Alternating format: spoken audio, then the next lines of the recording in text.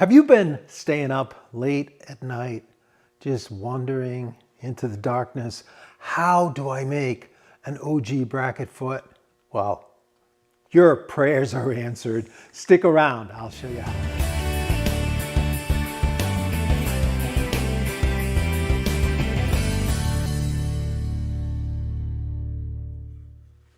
All right, welcome back. No, it's not the most common thing to think about, but it is a classic. It's a classical way of grounding a case piece to the floor in the traditional sense. In the 18th century, this was the most popular and common way to transition a chest of drawers or some type of cabinet to the floor. A lot like French legs on tables, you have this kind of outward push, then inward, and then it sweeps back out at the base. And that large sweeping curve is called an Ogee curve. It's just a squatted version in a bracket foot like this. Now this is actually a model for the bracket foot that's on this chest of drawers. I just dragged this chest of drawers out here. Just kidding. I pulled it over. No, it has not been in the house still. This is the embarrassing 12-year chest. But there you have it. This is the foot. This foot is about 5 1/4 inches high, and it's got a mitered corner and this beautiful Ogee shape.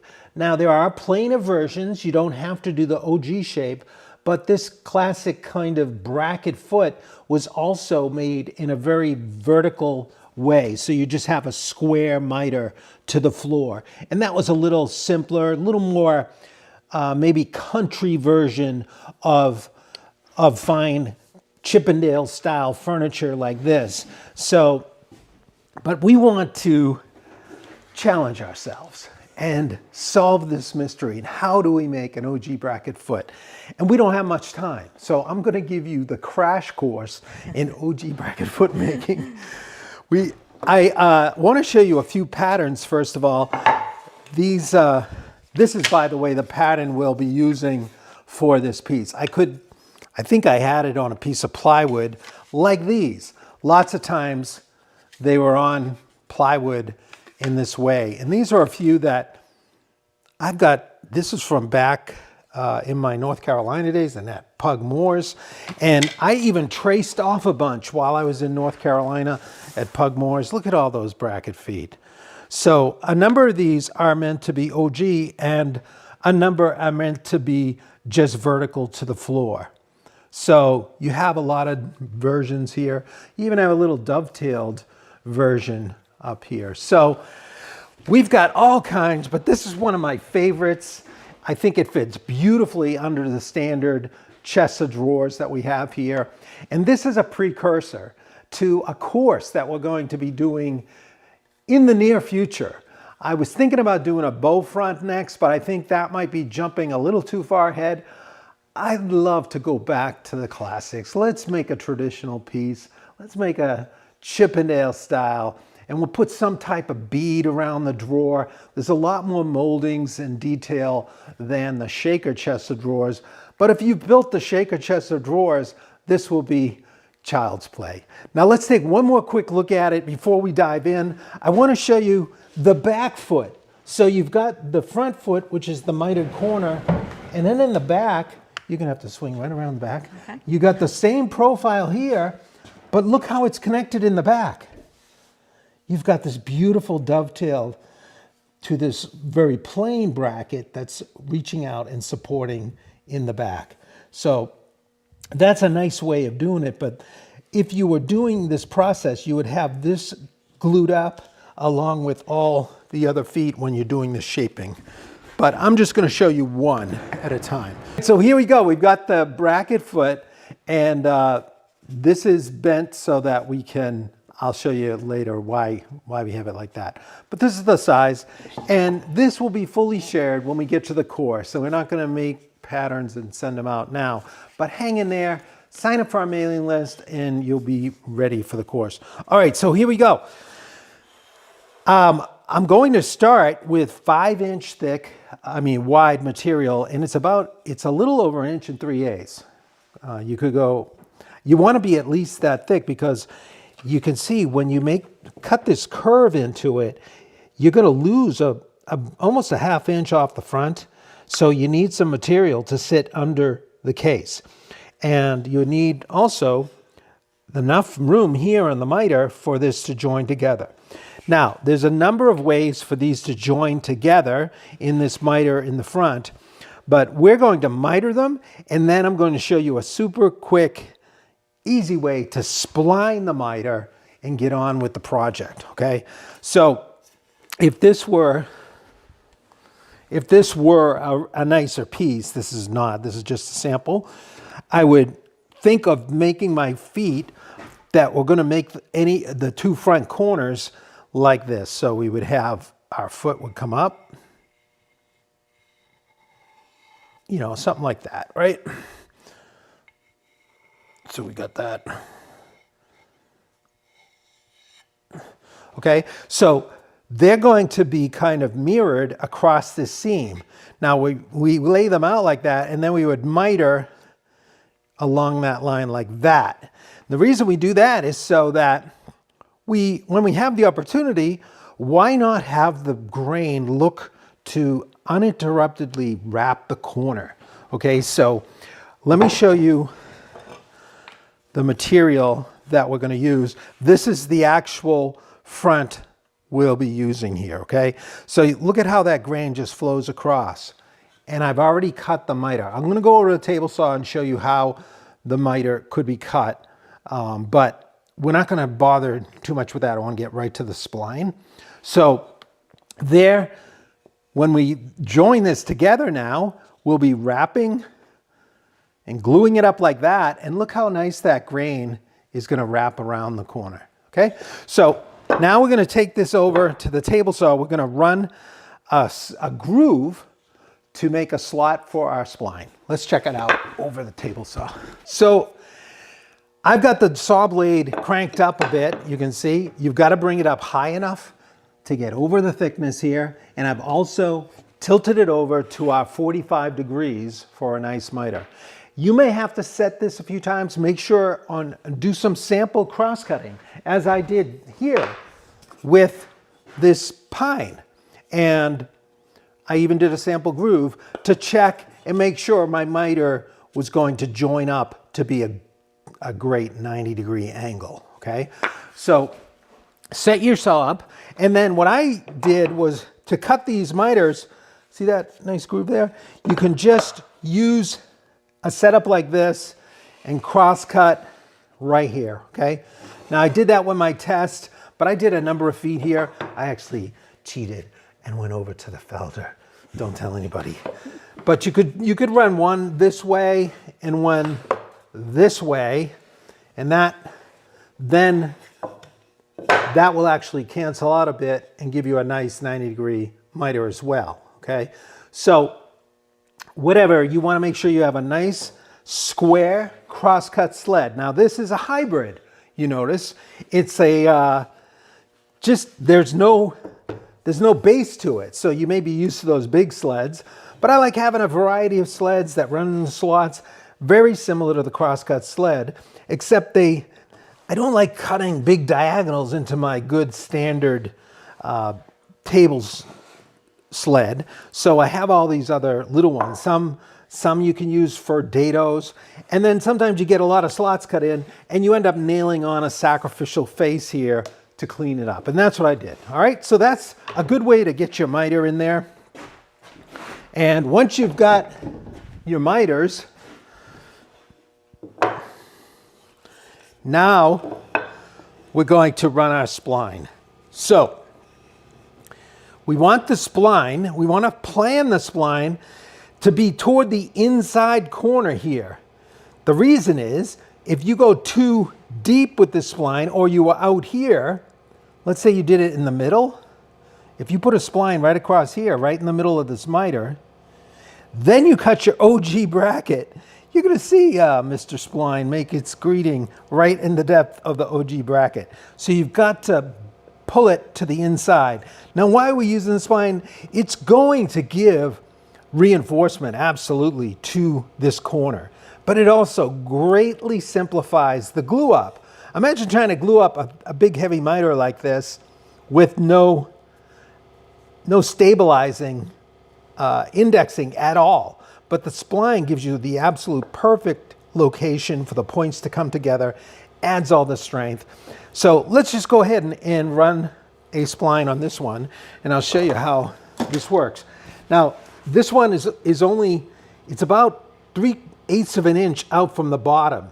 And I actually marked it on one of my samples. You know, you can see we're just coming like 3/8 from the inside corner to that inside edge. And then we have an 1/8 inch groove, and it's a little over a 1/2 inch deep, so we can use a 1 inch wide spline, okay? So let's bring our fence over. And I actually made a mark on the table so I don't have to do all this setup. But you would, oftentimes I'll just use my setup piece, like I just showed you there, to set things in place. And we'll crank this down. This actually, because it's cutting into a miter, I have to have this like 1 inch and a 1/16 out. So here's the method. We're just gonna use our crosscut sled and come up like this. Look at that. So I've got the blade at 45 degrees. I'm coming across with a 45-degree angle here. So this slot is gonna be 90 degrees to the face right here, to that miter face. We'll have a 90-degree slot, and it will match up perfectly across the seam to the other foot. So let's get our gear on. I'm going to use a little backer miter gauge here just to give us some added support.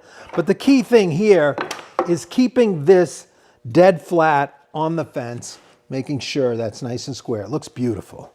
All right, here we go.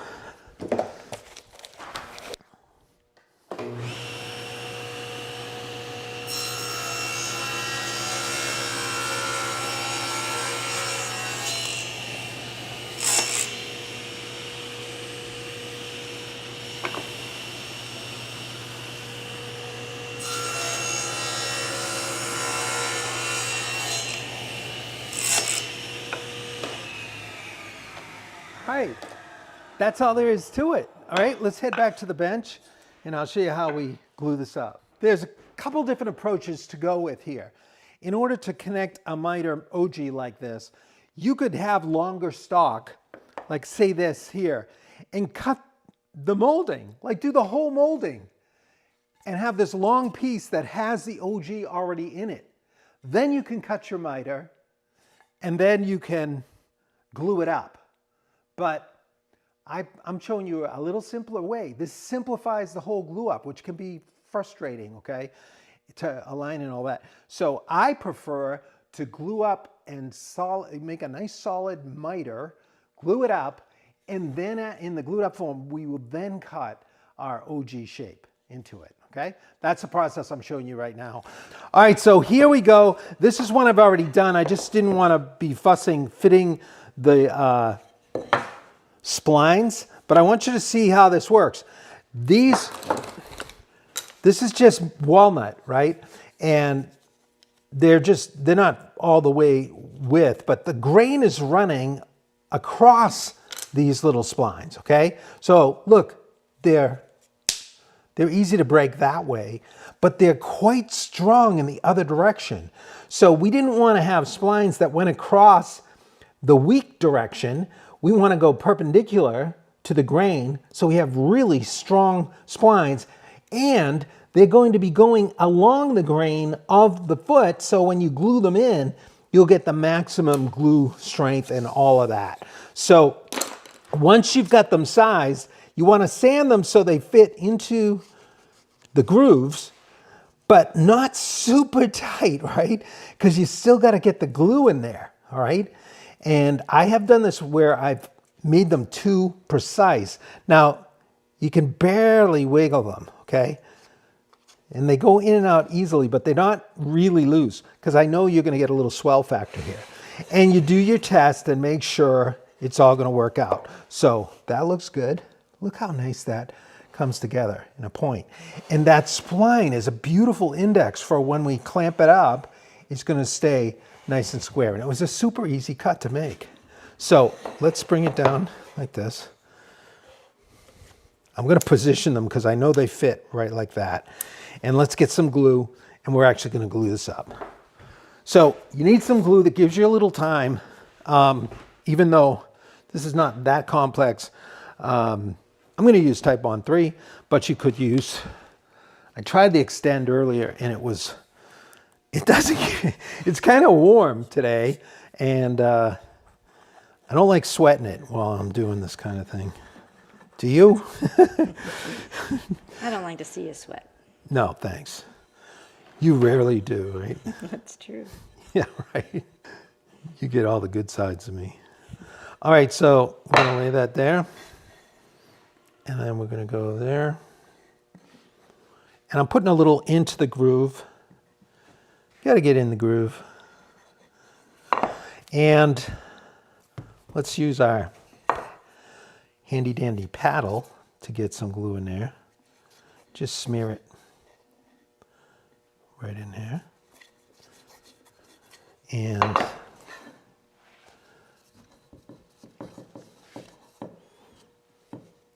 okay, now let's get some on the brush.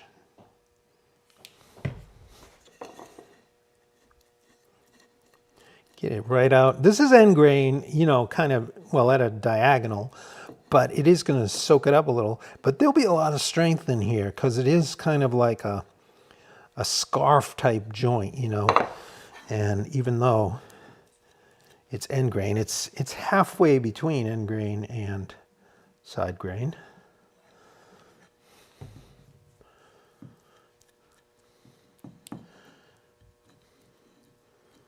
Nice. All right, now everything's positioned. Now we can get our splines in. I'm going to put a little extra right on there. And let's see, where's the bottom? Okay, so this is the bottom. I'm going to just line this one. My goodness, why is that? See what I'm talking about there? Willis. All right, I'll get a little more right here. You can't fit these too tight, or when you get the glue on, it's a pain. Wow, that's tight in the middle. All right, that's what I get for doing this live video. All right, it's real though, right? Okay, now let's put a little on the spline just to make it interesting, see if these come together.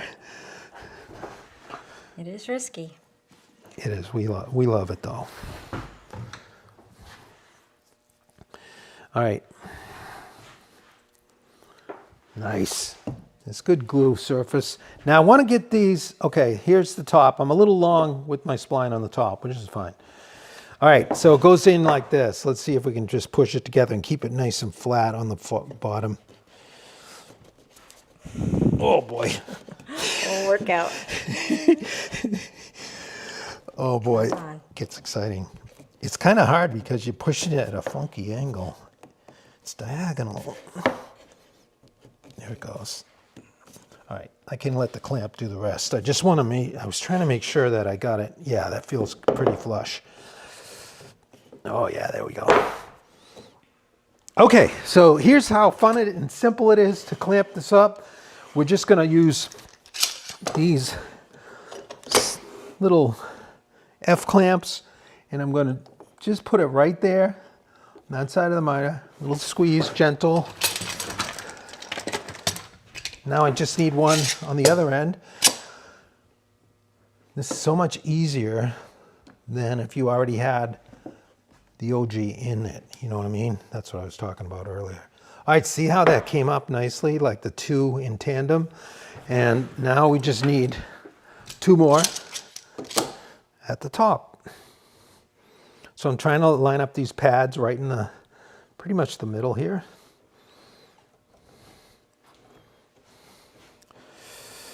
I could have, yeah, it's pretty nice, huh? And then we'll go over here. So we're getting beautiful squeeze out, and I can put this one up like this. And you can see how tight everything looks there. Now, I'm wondering if I'm square, but let's get some of that glue off the inside corner.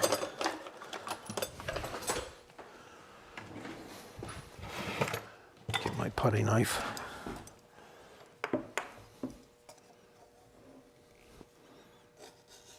All right.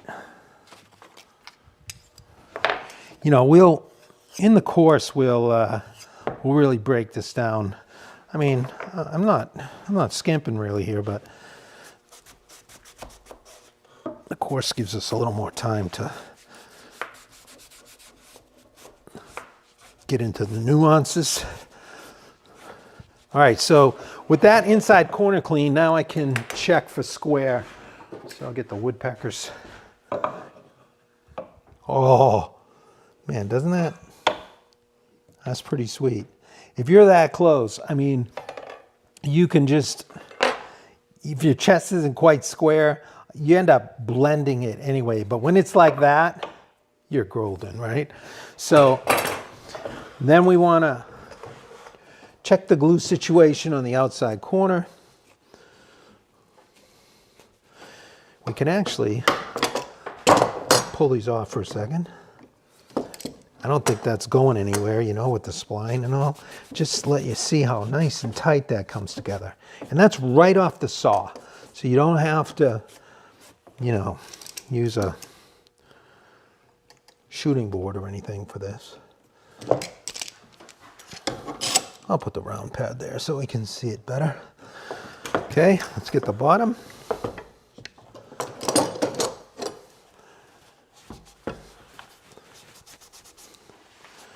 Look, isn't that sweet? Interesting to see you using the walnut again. I love the walnut. Yeah, I mean, just coming off that splay leg table class, it turned out this was, I was in the mood and I found a nice chunk to make these feet. I was going to make them out of white pine, but then I thought, hey, I got the walnut. I'm actually making these feet for real. These are going to be, you know, used down the road. You were saying you're I'm going to store them. Chest. Of course you are. You like that, huh? You're, let's see, anticipating a chest of drawers project with Ogee Feet. Is that what you were?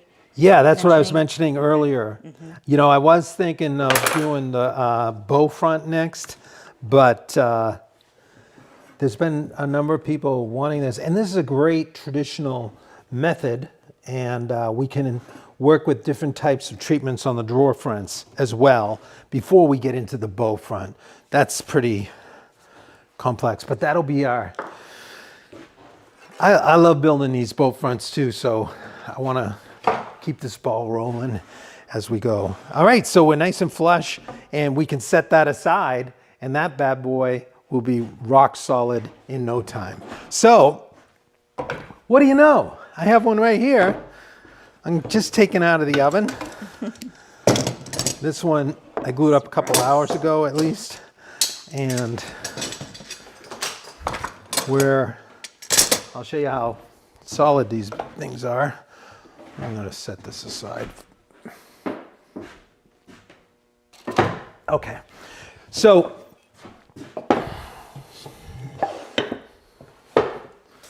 once we've got our corner like this, we need to clean this up a little bit. I'm going to clean that off. Let's get our, we don't need this anymore. I'm going to go down to this vise here, and we use our nice little dog system here, our wagon vise, which I'm really loving. Is that nice or what? And you just gotta clean this extra off before you can shape it.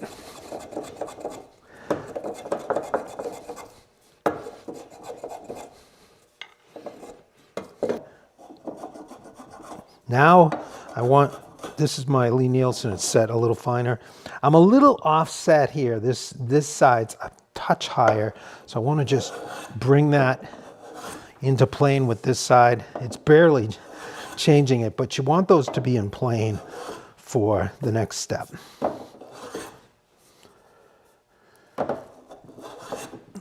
Okay, that feels good. I could check that for square, but why not? Perfect. Don't look too hard. No, it was good. And then obviously, if that was off, this side is off very slightly as well.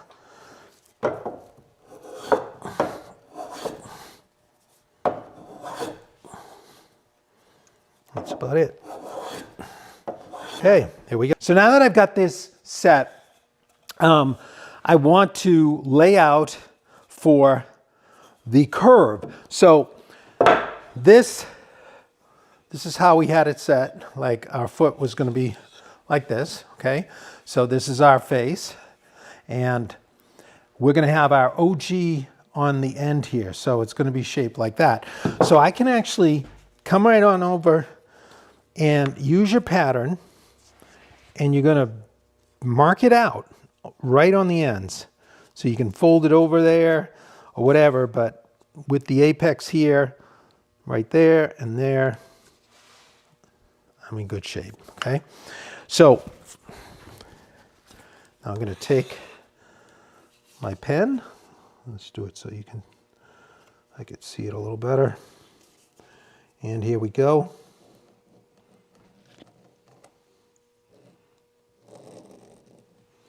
And then we've got this shape up here.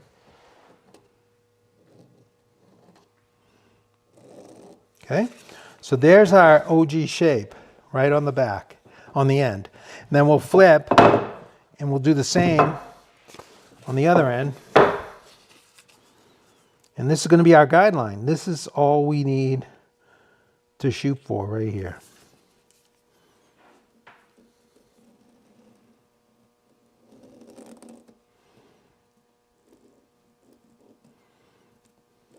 Okay, so you could do this by hand. You could take some gouges and gouge and try to get the depth all right. But we're going to use the table saw to make these cuts. Now, there's a few points that are nice to lay out here so that when you're shaping, you end up not hitting it. It's good to mark the apex of this curve. Okay, so this front top edge of the Ogee goes right out to the surface there.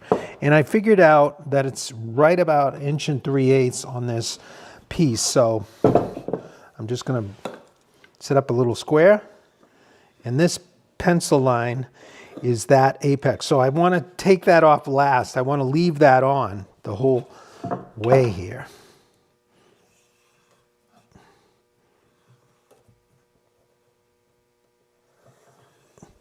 Okay.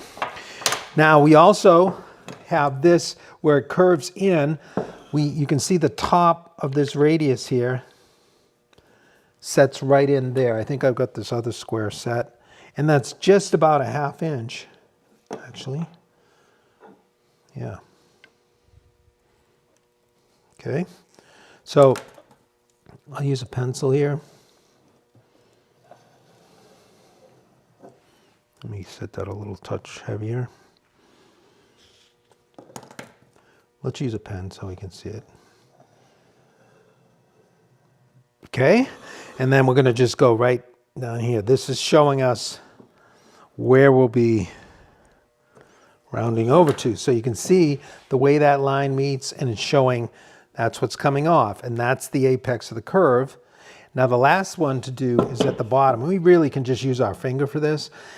It's up about 3/8 of an inch. Let me double check. If we look at our little template, yeah, it's 3/8 to the flat. So you can measure like this. And then just use your finger as a stop, or you can use a square the same way. And then you're going to just create this flat line. There it is. All right. So now we've made our key marks. Now the first cut we want to make at the table saw is this kind of angled cut. We want to help simplify that. I've set up the bevel gauge. You can see so that if I lay this bevel gauge across, let's use a pen here so we can see it better. Normally I'd use a pencil, but if I make a diagonal line there with that, see how that gets almost everything? I'm touching it though, and this would now be the center of the apex. So I would just have to remove this material and that material to that line, and I would have that perfect curvature, okay? I'm a little close, I'm gonna just leave that line, but that's how we do it. So I'm gonna make a sample mark on this one. Let's see, how far over are we on that? Okay. Just about 7/16. And we'll make a test cut. Yeah. So with that, I'm just using this as a test piece. Okay, so using that, this is that same angle we just made on our piece. So we're gonna set up our saw to cut to that point. And then we've gotta create the cove, and that's where it gets fun. All right, let's go over to the table saw and knock this out. We don't need the 45-degree angle anymore. We actually need this angle, which turned out to be, I think, like 26, actually 26 and a half or something like that. But I put a little mark down here. So I'll just set that. I would have used my bevel gauge, you know, to set that up, but I know it's right there. And to make this cut, I have to be on the other side of the blade because I've got the L shape and I can't really make that cut. So I just need to move my fence on this other side. And the blade is angling into the fence. So this is kind of an unusual cut where the cutoff piece is going to be trapped there, but it's short and we're just going to let it float out of there. If it shoots out of there, we're going to be off to the side and it's going to hit that blanket. I don't think it's going to. It doesn't ever go this way, does it? No. Not a chance? No. Why don't you take this lead vest and you'll be all set. All right. So I'm just going to set this sacrificial to the side here. fence here. Yeah, you need to be the side as well. And I'm just going to clamp this on there temporarily. And we'll move this over. I put a mark here. We got to move this down a little. Okay, let's see if that matches. Here's our little test setup piece. That looks pretty good. All right, well, we can always move the fence a little closer. It looks like it's in the right spot. So this is almost cutting all the way off. Technically, it wouldn't, I don't have to take it all off. Let's see, then we wouldn't even have to worry about the piece. We can just snap it off. All right, here we go. Let's try this.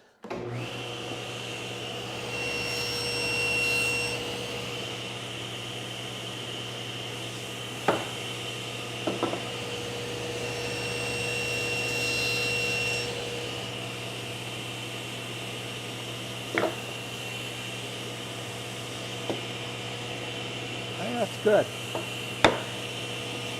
Go for it.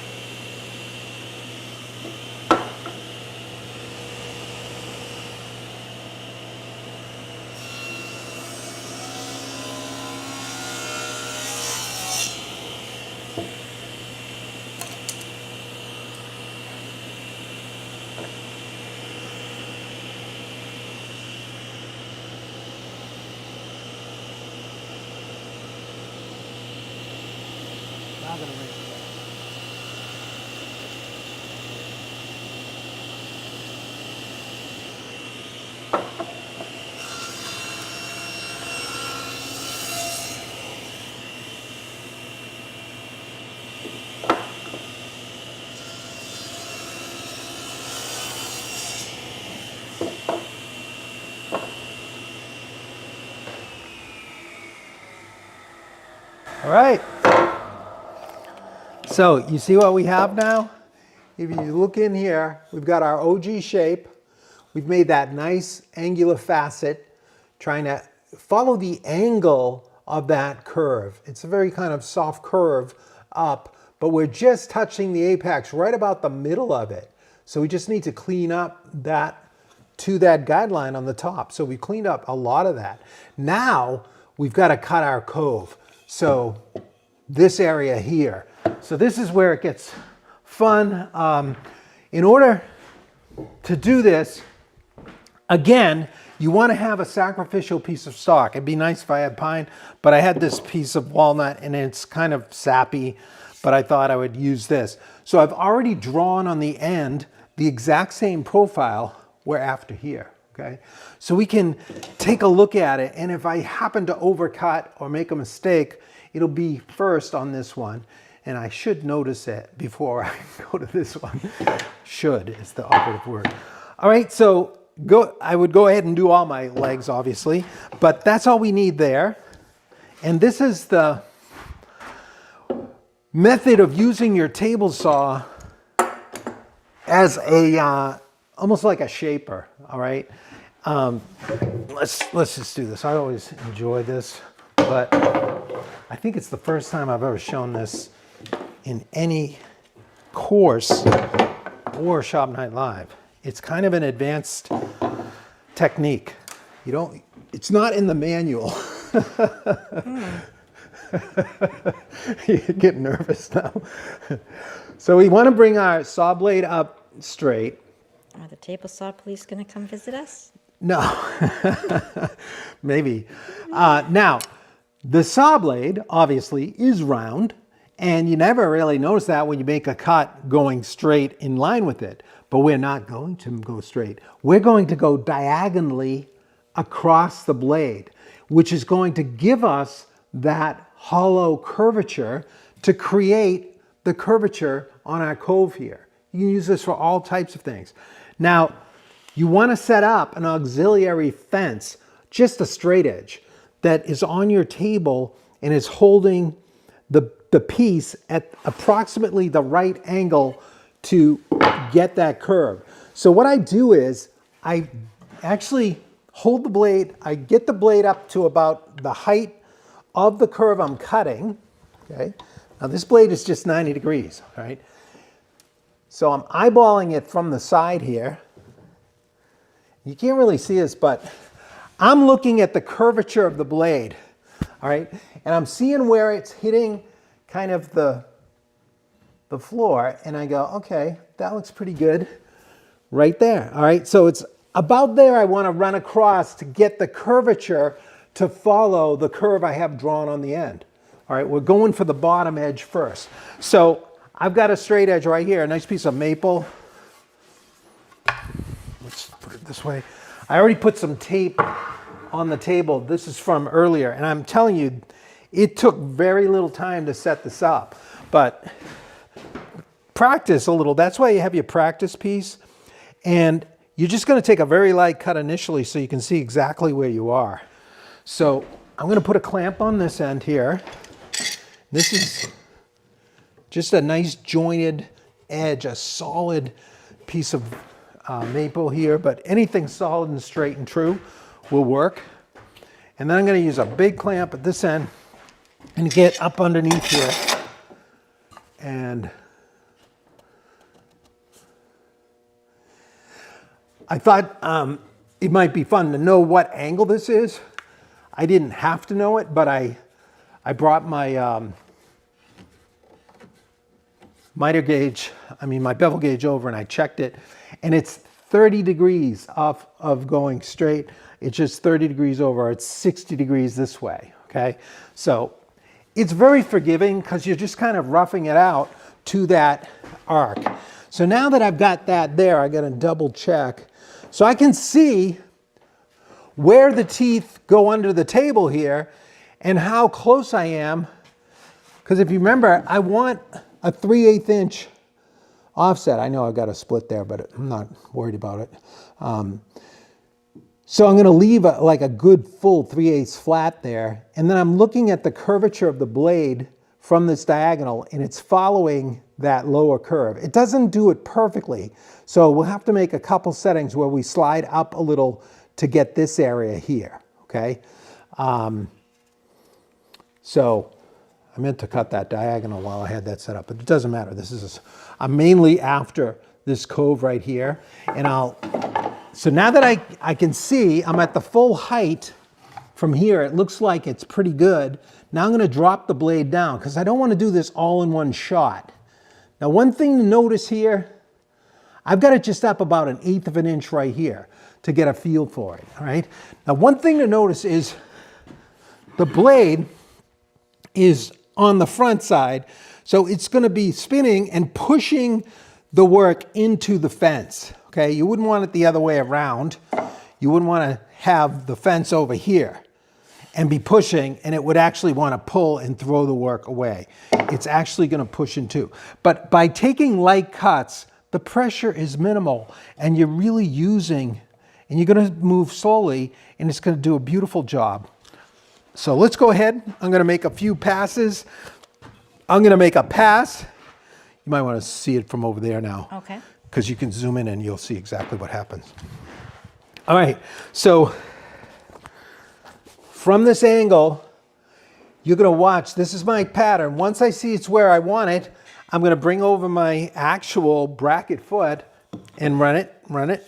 And I would just run them all, and then I'll raise it up a little and keep going until I hit that curvature. Let's go for it. I'm gonna turn on the dust collector and get this going.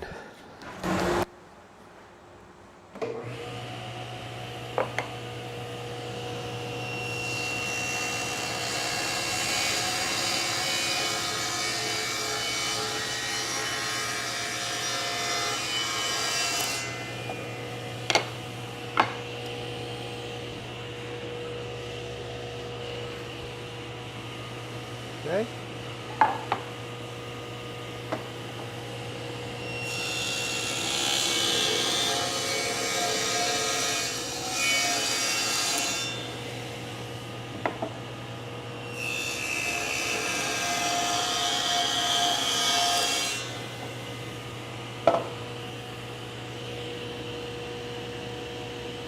Raise it up.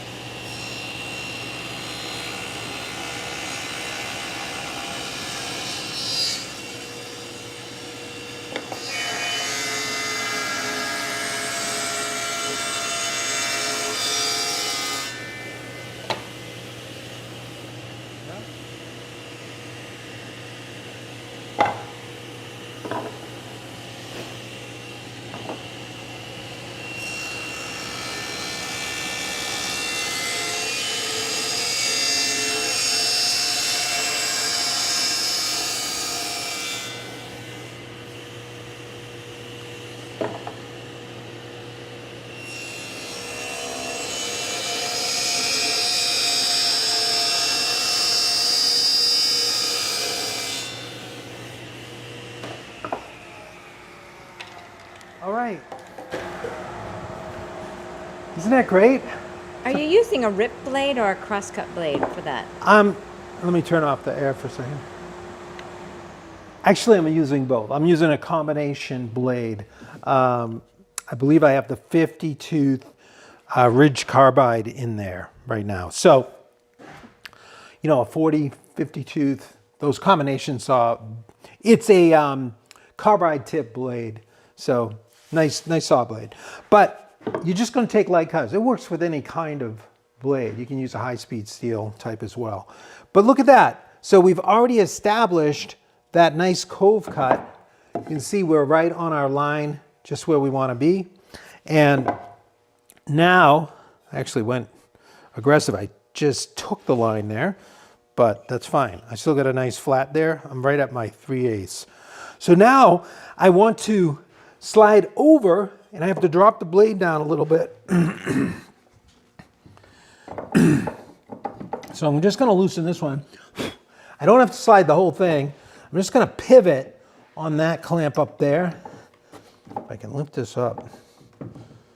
I made a little line there. So this is, you just take these little bites and I move it by looking at my template here. So this one gets set here and I just move it a little bit and then I have to lower it down because I'm a little high right there. Okay, I'm going to do this in a few bites. Actually, I could do this in 2 bites pretty easy. I can cut that OG in 2 bites. All right, here we go. Dating ourselves.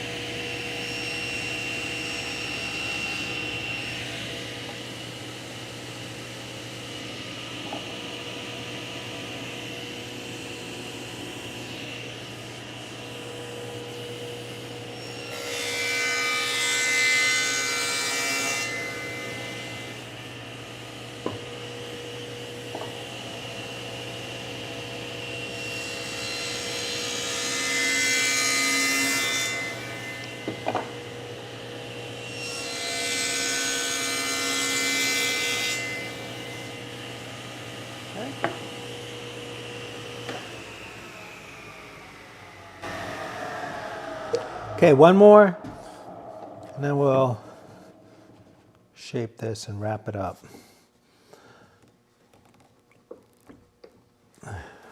So once again, I need to eyeball and make sure I'm not cutting too high. So yeah, I got to drop well down. Now, this is the last one. The rest will be cleaned up with hand tools, and you just blend these together. I'll show you that in a second. Okay, that looks pretty good. Let's give that a shot and let's finish this up.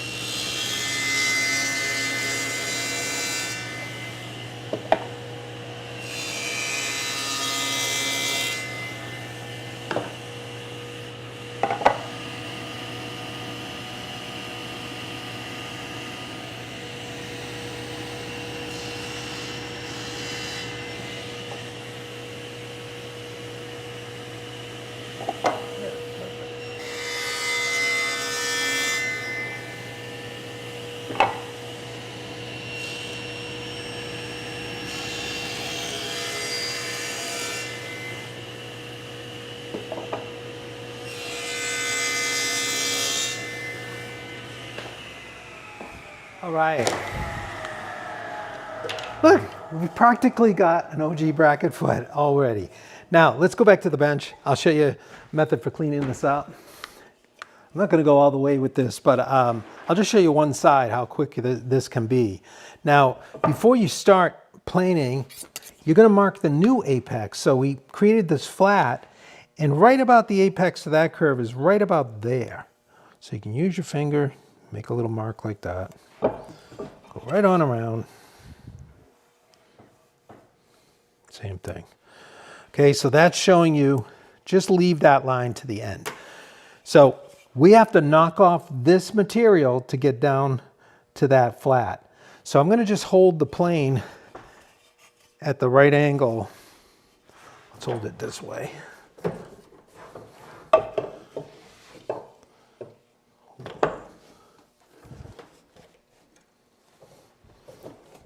Actually, we've also going to hit this, but let's get this down first.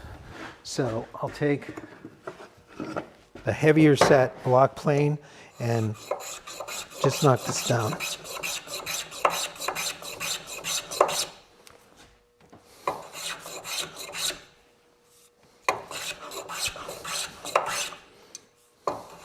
Okay, so think facets rather than trying to round it right away. If you get this flat down so it just touches the line, you hold in that position, and you're right in the middle of those other two facets. I'll switch to the lighter cut. So making these passes all the way, now I'm just about touching the line. And when I hit the line, now I just have to remove that little facet. So I'm going to go halfway between, there's a new kind of line right here. This would be the apex now. So we just have to remove that little ridge. A few passes here. And you start to feel all these facets get broken down, and you begin to feel a nice soft transitioning curve. And you'll finish it up with sanding, but you'll be so close. You can feel it's just a little ridgy, but it's definitely getting more of a curve. Now I'm going to come down here and do the same, hold it at a stronger angle, and create a facet, get down to my line.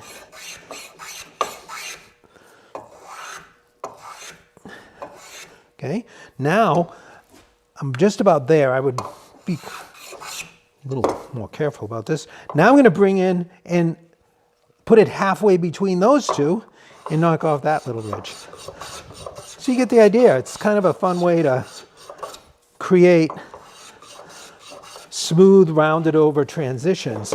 So just with that sequence, we created and smoothed out that curvature. And I'd be careful to go right to my line. So we went from that to that quite rapidly, just by following our guidelines at the end. Now the last thing we need to do is clean up this in here. So we've got a similar convex shape right here. So it would be treated the same way we just did. I'll just quickly, not going to go all the way here, but you're getting the idea, I think. So again, we'll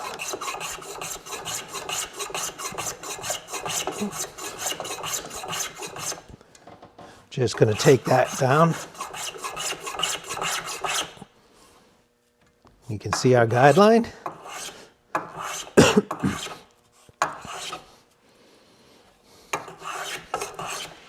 And once we get there, we know that roughly in the middle of this, there we are, right here is the apex of a new kind of curve, right? And we just don't want to touch that. Now we're just going to flip over. Let's go to the more gently set plane.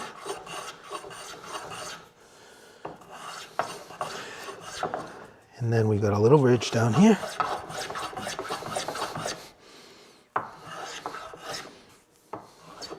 So that's pretty much the sequence. You're just going to do that until you create that. The cove is almost set because of the way the curve was, but I do have a little ridge here and a ridge here where we shifted the setup of that diagonal fence. So to get that, I just use a French curve. So a French curve scraper. So you get in here and you can find where it's working well. I might like to pull this better than push it. Sorry.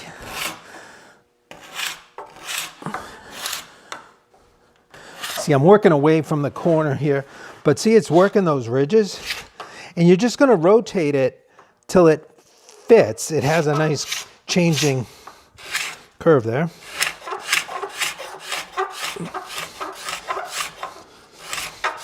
The beauty of this is you can just see, watch those table saw marks disappear.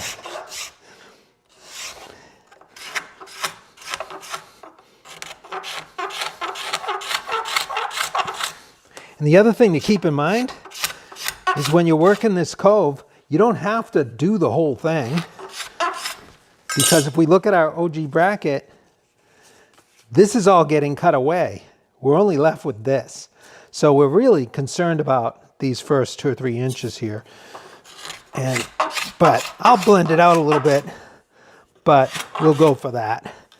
And then you could bring in a soft rasp, a very fine one, if you wanted to blend these curves and you felt better about that. But once you got it all scraped, then you could card scrape the convex shape up here. You know, this will help you further refine the curve. Now this is going all the way over. Once you get it all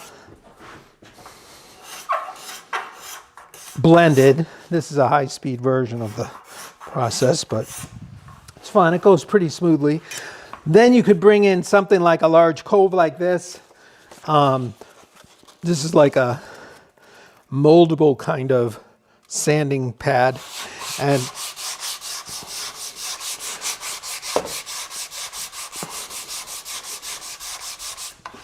it's nice because you can kind of be aggressive with it, you know, and push it right in there. Let me show you one that I took a little further earlier, right before you got here.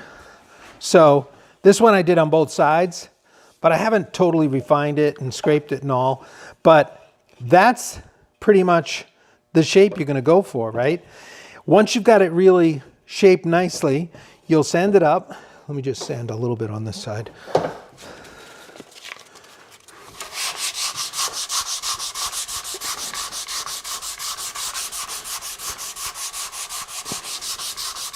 You'll be able to see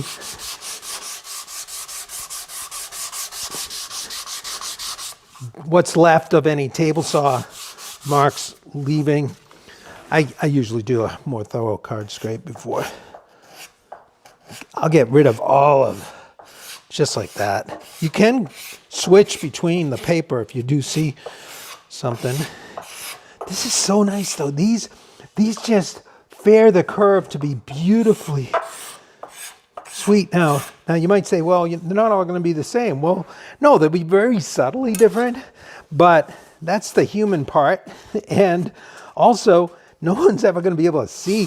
They're very close because you're using the same guideline. This is traditional.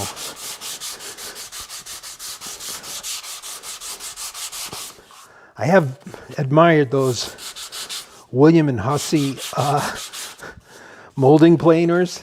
I've seen some guys, they actually have a cutter head that would do this. You send it through a few times and then you cut your miter. You're probably thinking, yeah, that's a good idea. I think I'll go with that.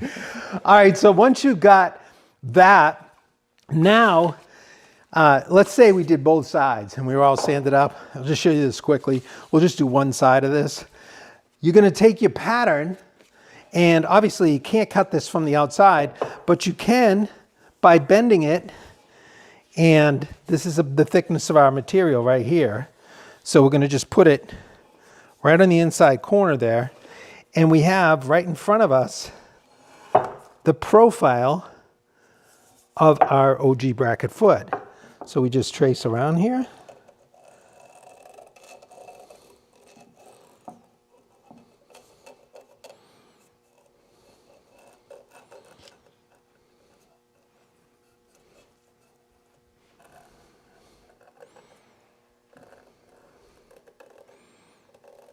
Okay, so you can see if this went all the way, if it was out here like that, it would be the full length to the corner.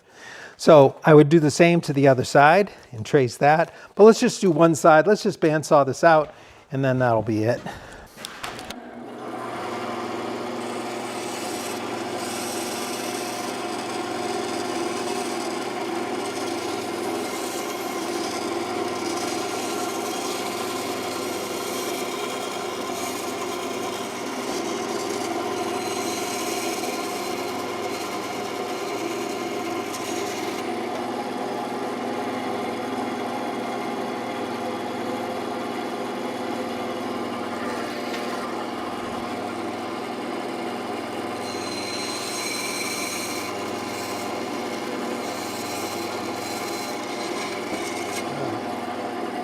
one thing I almost forgot. So we're sawing everything from the back, so we're exiting the cut on the front. Usually this is all finished and sanded nicely, so you've got your complete OG shape on both sides. Then we're just cutting from the inside. So what I do is I'll put some tape on here. You know what's interesting? Historically, I've seen some of these old chests, and they would be on the piece and there'd be glue blocks on the inside. We'll get into that in the course, but the way it's attached to the case is with glue blocks usually to solidify it on the case. And these old ones, they were sawn. You could tell they were actually sawn. They were sawn after they were attached to the case. So everything was glue blocked on. And then they did this profile while it was upside down, probably on the piece. So there's a lot of ways to do this, as I mentioned. But right now I'm just taping the areas, and I would want to be a little more sure about this, but I could just put this here. So I want to tape the areas where I'm going to be exiting the cut. And this just gives a little backer so it doesn't tear out. One of those little details here. And we'll just cut this and then we'll wrap it up.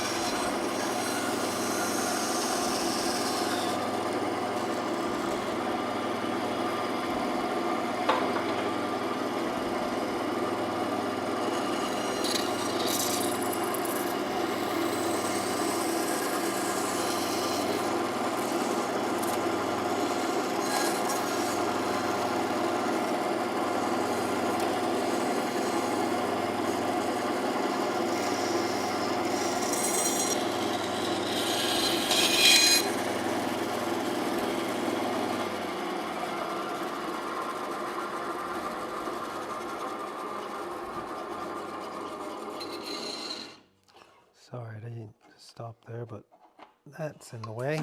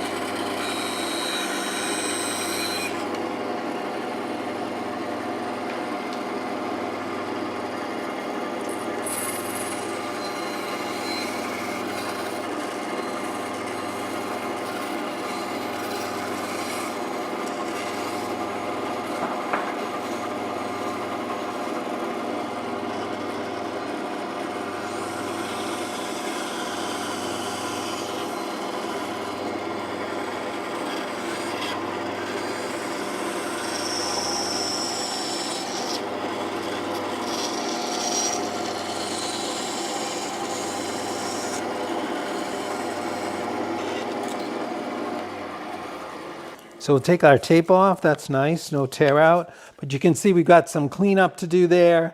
Use my little drum sanders and then rasps to clean up. You can use a little oscillating spindle sander or something like that. But there you have it. We went from our flat stock to our glued up miter to our Ogee, and then cutting out the shape and refining it. Then there'd be a final fitting to our piece. I don't know if that'll go under there. Yeah. So, and then this one has an additional 1/4 inch little lift that's put under, and it gives it a nice dressed up shoe kind of. So this one's 5 1/4 overall once that little piece is put in. So that's a little added touch, which I like under there on this one. All right, so that was a crash course. That was hard to do in 30 minutes, obviously, but kind of fun to go back to the old days for one evening and give you a good taste of what will be in an upcoming course. Thank you once again for hanging out with us on this extended version of Shop Night Live. And if you enjoy this content, please consider subscribing, liking, and sharing, and check us out at epicwoodworking.com. On behalf of the camera lady and myself, we thank you again, and we look forward to seeing you next time right here on Shop Night Live. That's right. Good night, everyone.